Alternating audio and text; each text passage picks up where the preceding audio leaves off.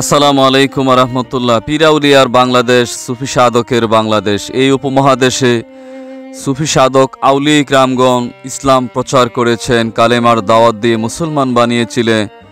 আল্লাহর ওলির পবিত্র দরবার শরীফ। হ্যাঁ বন্ধুরা, গিলাতলা দরবার শরীফ কুমিল্লা জেলা বুড়িচং থানা অবস্থিত সেই আধ্যাত্মিক প্রাণ কেন্দ্র গিলাতলা দরবার শরীফ। এই দরবার শরীফে আল্লাহর ওলি বন্ধু শাহ সুফি বশরত আলী আল মুজাদ্দিদি নকশবন্দি মাইজভান্ডারী রহমতুল্লাহ আলাইহি শাহিত আছেন।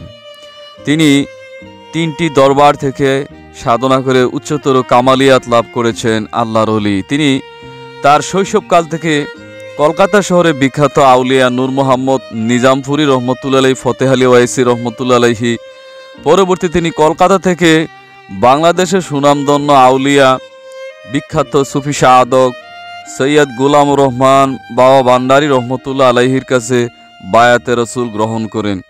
তার সাধনার দ্বিতীয় স্টেপে তিনি উচ্চতর কামেল মোকাম্মেল আউলিয়া হিসাবে প্রকাশ পেয়েছেন সৈয়দ বশরত আলী আল মুজাদ্দিদি রহমতুল্লাহ আলাইহি। প্রিয় হাজিরিন, আমার ইউটিউব চ্যানেলটা সবাই সাবস্ক্রাইব করে আমার পাশে থাকবেন। এই আধ্যাত্মিক আউলিয়া তিনি দেশের একজন খ্যাতিমান সুনামধন্য আলেম ছিলেন, পাশাপাশি তিনি একজন আধ্যাত্মিক সুফি সাধক আউলিয়া ছিলেন, যার অসংখ্য অলৌকিক কারামত প্রকাশিত একজন আল্লাহর ওলি ছিলেন। আগামী ভিডিওতে তার আধ্যাত্মিক, তার অলৌকিক নিয়ে ভিডিও প্রকাশ করা হবে। এই মহান সুফি সাধক তার ছোট আকার একটা অলৌকিক কারামত বলে, যখন এই অঞ্চলে বন্যা প্লাবিত হয়েছে কিন্তু গিলাতলা দরবার শরীফ এক ফোঁটাও পানি প্রবেশ করে নাই, তিনি বলছে গিলাতলা দরবার শরীফ ইহা আল্লাহই রক্ষা করবে। সত্যি আল্লাহর ওলির কথা আল্লাহ রেখেছেন।